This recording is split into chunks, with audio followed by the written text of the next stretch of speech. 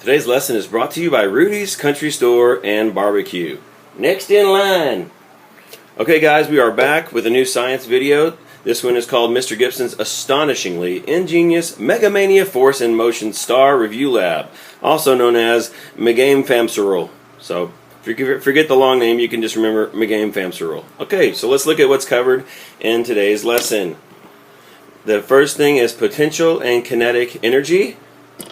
Then calculating speed. Wow, so much in this lesson. But wait, that's not all. We also have Newton's first law of inertia, Newton's second law, force equals mass times acceleration. Whoa, that's right, but wait, that's not all. We have Newton's third law of action and reaction. And finally, we have work equals force times distance. So let's get started. First thing we're going to do today is we're going to review potential and kinetic energy. Something you learned in 6th grade, but you will be tested on it, so we want to make sure that you're good and sharp. Alright, so we're going to start with a ramp. You can tell that there's not many note cards here, so this ramp is pretty low, which means our potential energy is going to be very low, because I'm not lifting it very high off the ground. If I want to increase the potential energy, I have to lift the marble up higher. So having it low means little potential energy. Remember that potential energy is going to get transferred into kinetic energy as it rolls down the ramp. So as one goes up, as potential energy goes down, the kinetic energy goes up. If I rolled it the other way, as kinetic energy goes down, potential energy goes up. Okay, so we're going to put a milk carton down here to kind of look at how much energy is in the marble when it gets to the bottom of the ramp. Okay, so first things first. We have a little bit of potential energy, let it roll into kinetic energy, hit the milk carton, it barely moves it, okay? So, we need to increase our potential energy. We're going to do that by adding some note cards. Okay, so now we've added a thick packet of note cards. It's going to be a little bit more potential energy. Okay, so the ramp is now higher, our potential energy is higher, which means it should convert into more kinetic energy and therefore push the milk carton a little bit further. So let's try that. Here we go, we're going to put it down at the top of the ramp, potential energy into kinetic, and as you can see it did push it slightly further than before. So finally we're going to add even more height to our ramp, even more potential energy. Okay, and by doing this we're going to give the marble the most energy it's had, most potential energy, which will convert into the most kinetic or moving energy, and that should knock the milk carton further than any of them. So let's look at it. There it goes, and as you can see it did knock it further than the other two marbles did.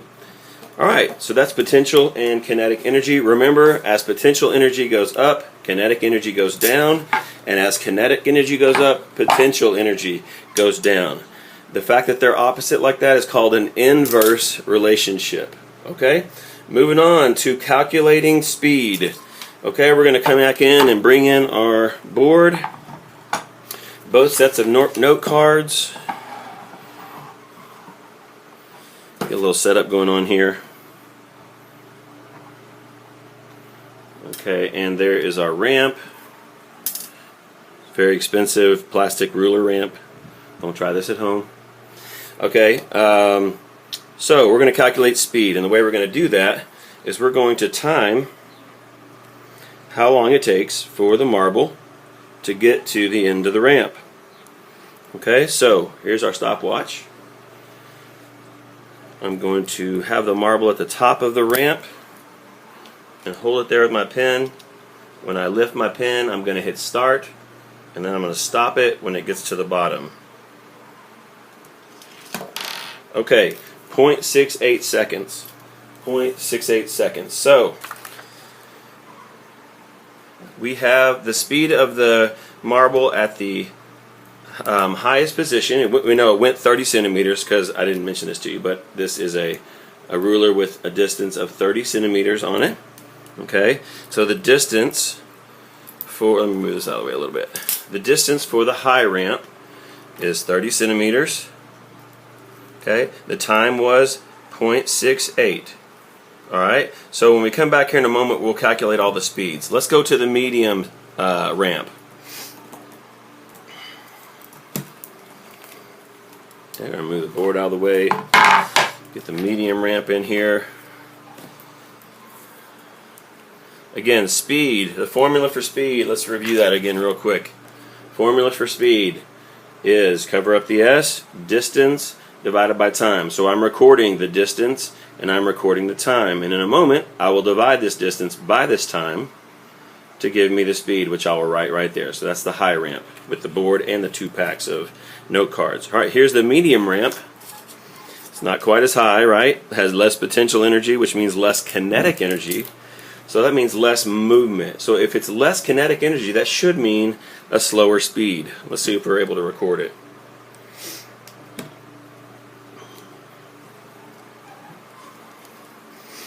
Okay, guys. So here we go. We're gonna let the marble go. When I do that, I'll start it. When it gets to the bottom of the ramp and hits the milk carton, I will stop it. All right. 1, 2, 3. Okay, that took a little bit longer. 1.07 seconds. So again, it's the same distance, but it's a little bit longer. 1.07 seconds. You math people would want me to say 1 7/100ths of a second, right? Okay, and again, we'll calculate the speed in a minute. Let's do the very, very last ramp. It's the lowest ramp. Remember this, the little bitty stack of note cards? We're going to use that one now and calculate the speed here. Can you predict what you think will happen here? Will it have a faster speed or a slower speed? Remember, potential energy turns into kinetic energy. The more kinetic, the faster it's moving. Okay?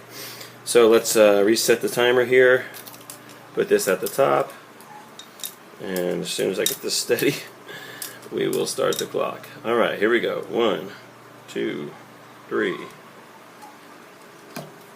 Well, I didn't quite get that. Let's try it again.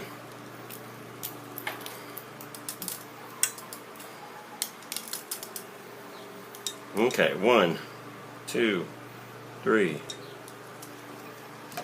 Okay, 1.66 seconds. So, we've had 3 different ramps. All of them are 30 centimeters long. The different times are 1.66. Okay?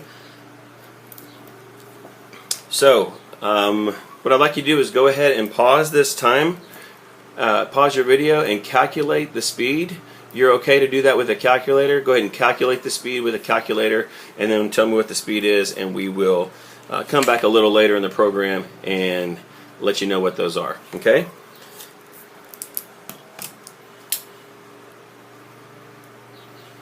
I'll tell you what, actually we'll just go ahead and do it now. So I'll get Siri's help. 30 centimeters divided by 1.66 seconds.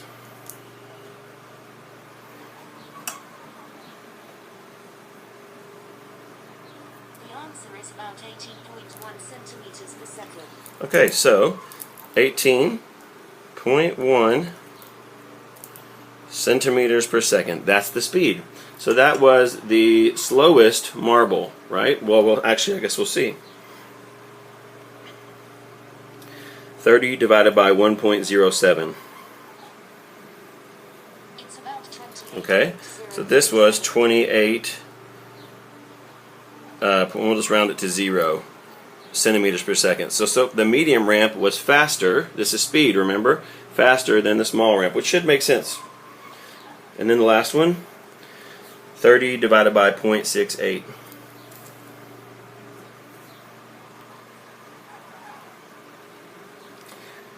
Divided by 0.68. 44, and that's like we expected, right? So as we're looking, the highest ramp produced the highest speed, 44.1 centimeters per second. What that looks like is that it took the shortest amount of time. Sometimes that can be a little confusing. People look at the shortest amount of time and they think the slowest speed, but it's just the opposite. The fastest speed will have the shortest time. Second fastest speed, second shortest time. And then finally the third fastest or the slowest speed, the longest time. Okay, good. So that's how we calculate speed. And we're going to move on now to Newton's first laws. So let's get everything back in place.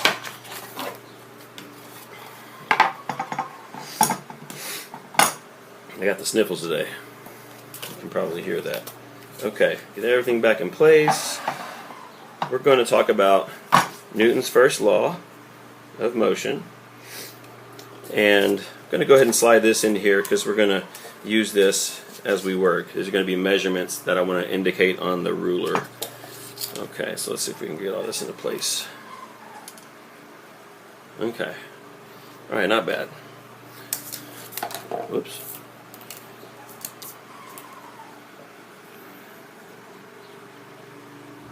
Okay. So, let's talk about Newton's first law. Remember, Newton's first law says that an object at rest will remain at rest, and an object in motion will travel in a straight line at the same speed unless unbalanced forces change the direction or the speed. Okay? So we're going to kind of observe that. It should make a lot of sense to us, right? We've got a marble, we've got a milk carton at the bottom of the ramp. So this milk carton is at rest. It's going to stay here forever and ever unless an unbalanced force changes its position. So we're going to use this marble as an unbalanced force. Remember, potential energy into kinetic energy means speed, and speed with a mass means force. So this force of this marble is going to be unbalanced with the carton, and it should change its position, and it does. So the marble's energy created a force because of its combination of its mass. Those two things together produced a force. Remember, force equals mass times acceleration, and it moved the position of the milk carton. Okay? Another thing is that this marble will stay at the top of the ramp. Okay? Unless I move my pin. Right now the forces between the marble and my pin are balanced. But if I remove my pin, then gravity takes over and the marble moves. Okay? Also, one other thing I wanted to notice, I'm going to tilt this a little bit here. Okay? And we're going to talk about the unbalanced forces being the change in direction. So I'm rolling the marble down the ramp. It's going to strike the carton, and because of Newton's action-reaction law, the carton is going to strike it back, and it's going to change. It's going to exert an unbalanced force and change its direction. As you see, the marble changed directions, and that's Newton's law again, right? Newton's first law. Okay, let's move on to Newton's second law. Okay, Newton's second law. Newton's second law says that there is a relationship between force and mass and acceleration. Okay, so we need to see that relationship. We do know that force equals mass times acceleration, but we also know that when we change mass, that affects the force. It might affect the speed of it or the acceleration. If we change the acceleration, that can affect the force, right? So all these things are related to each other. When you change one, it changes the others. That's the point that Newton was trying to make. Okay, so let's go to a little experiment that does that. That shows us that. All right.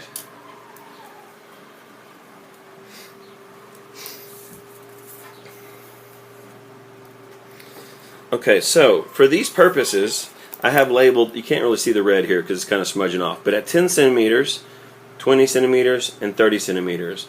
And so what I'm doing is we're making up numbers a little bit here, but because we're being consistent, this will work out for us. So at 10 centimeters, we're saying that the force that the marble will produce at 10 centimeters is going to be considered 1 Newton, which means that if we go up here to 20 centimeters, that should double it, right? Because 10 times 2 is 20, so 1 times 2 should give us 2, right? And so we're going to say that this force here at 20, okay, is 2 newtons. And then finally, up here at 30 centimeters, we're going to say that's 3 newtons because 10 times 3 would give us 30, so 1 times n would give us 3n. The bottom line is this. At this position, it's going to exert a force.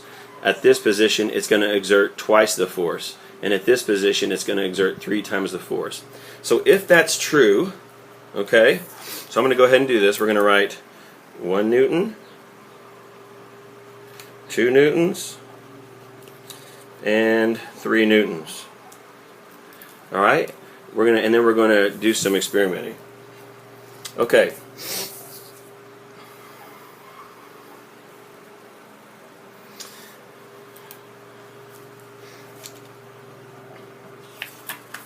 All right, so let's do this. Put the milk carton in here. We're going to measure how far the milk carton gets knocked by the marble. And if you think about it, we're keeping the mass the same, right? The mass of the marble, the force of the marble, and the mass of the milk carton. So the mass of the milk carton is not going to change. The force of the marble is going to change.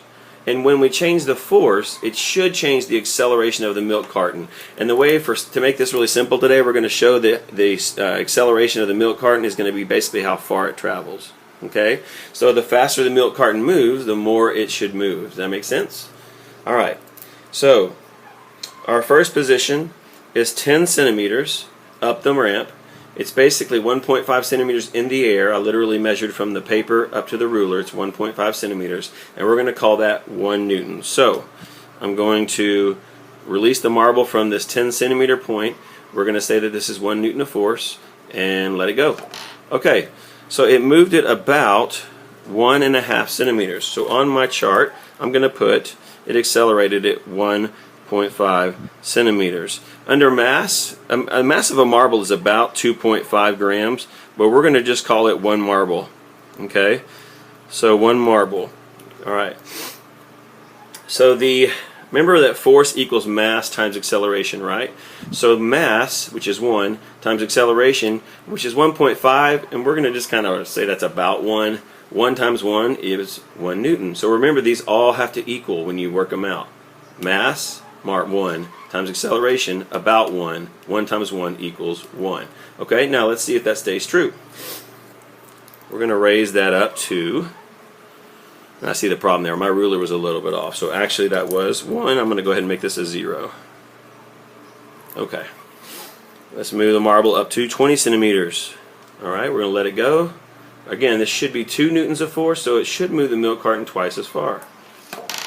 And if you look, it's exactly what it did. There's 2 centimeters right there.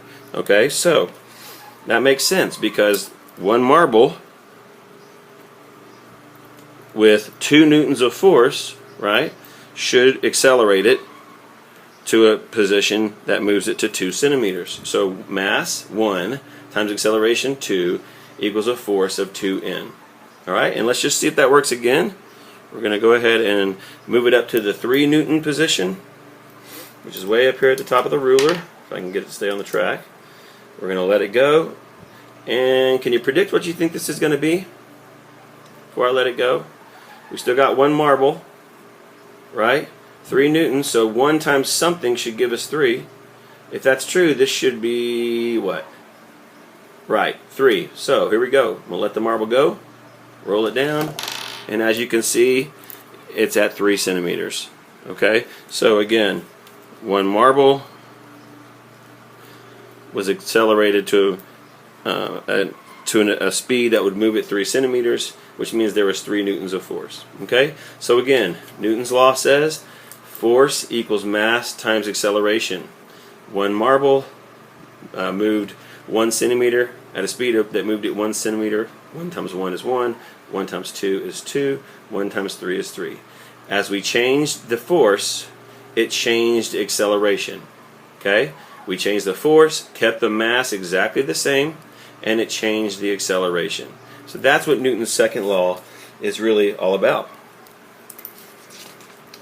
Alright, let's move on to Newton's third law. And this one's a little bit more simple. That is that any object, when it acts on another object, that second object will act right back on it. Okay? So I'm going to have a marble. It's going to roll down the ramp. That's going to be the action. It's going to strike the milk carton. If Newton's third law is true, then the milk carton should push back on the marble and should cause it to change directions and come back up the ramp. So if you think about it, that's kind of Newton's first law, right? An object in motion will travel in a straight line until an unbalanced force causes it to change its direction and its speed. That's what's happening here. This is third. We're talking about third Newton now, though. I just wanted to show you that those laws are in both positions. So we're going to let the marble go. It's going to come down the ramp, strike the milk carton, and as you can see, it went back up the ramp, which is a change in direction and speed. One more time. Action, reaction. And as you can see there, you actually had multiple actions and multiple reactions. So action, reaction, action, reaction, action, reaction. Okay? Newton's third law. Alrighty, and let's see. The last one that we haven't talked about in a long time is the work formula. Okay? And that's work equals force times distance.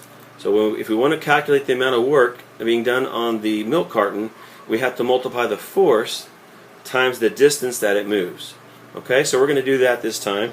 I made a little table over here that's going to allow us to calculate this. Okay, now here's the key. Your distance always has to be in meters, and your force has to be in newtons, because a newton times a meter produces a joule, and this is the unit that we measure work in. Okay, so a newton times a meter, the force times the distance, equals a joule, which is how we measure work. Okay, so what we're going to do first of all is we're going to take our measurements from the previous experiment. Okay, and we got 1 centimeter, right?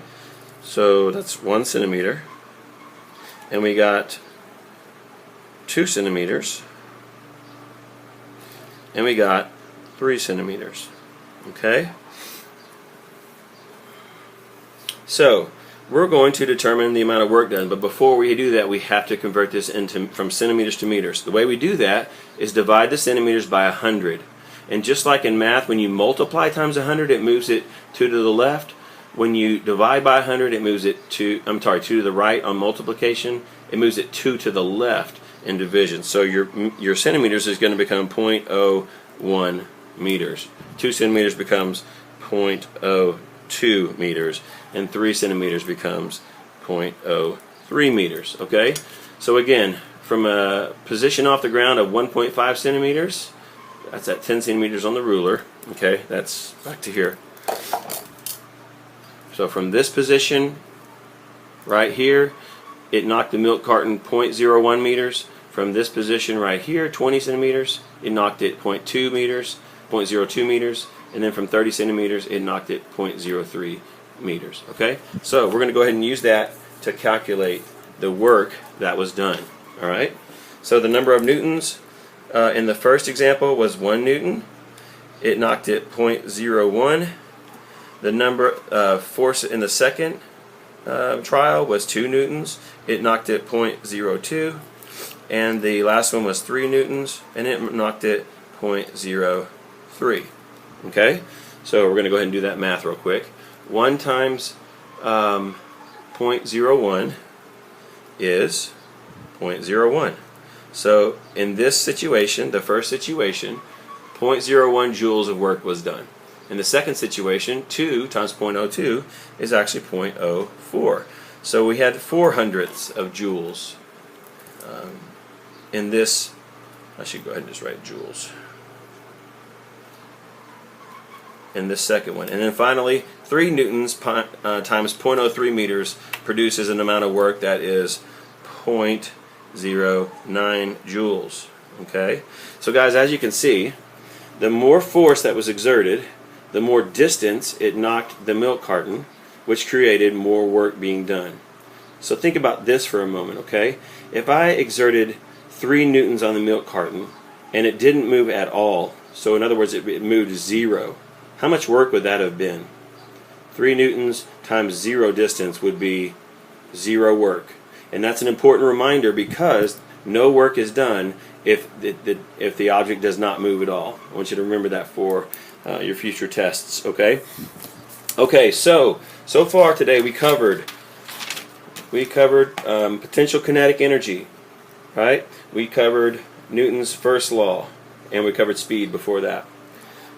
We covered Newton's second and third law, and then finally we covered work being done. So we're going to put these into practice with STAAR questions in our group lesson or group time. So now that you've watched this and taken notes, be sure and bring those notes to the meeting so we can answer STAAR questions. Thanks for your patience. A little bit longer video than normal. Just remember, this video has been brought to you by Rudy's Country Store and Barbecue. Next in line.